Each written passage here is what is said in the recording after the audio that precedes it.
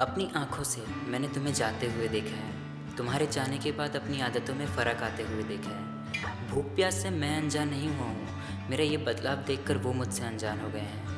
कहने को तो बहुत कुछ था कहने को, लेकिन तुम में सुनने की शक्ति कहाँ थी।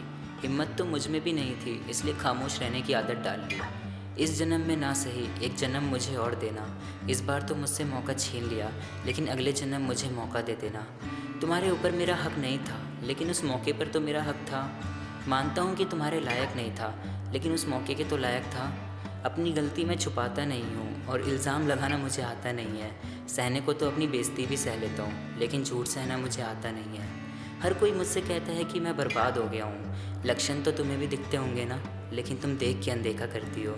मेरी हर बात को सुनती तो हो, लेकिन समझने की चाह नहीं रखती हो। मेरा बदला हुआ व्यवहार तो तुम्हें नज़र आता है, लेकिन उसके पीछे का कारण क्यों नहीं। मेरे चेहरे पर तुम्हें गुस्सा भी नज़र आता है, लेकिन उसके पीछे का दुख क्यों नहीं। तुम्हें समझने के लिए सारी शक्ति लगा चुका हूँ, अब और कुछ समझने की इच्छा नहीं होती। खामियां तो मुझ में बहुत हैं, लेकिन अब सुधरने की चाह नहीं होती।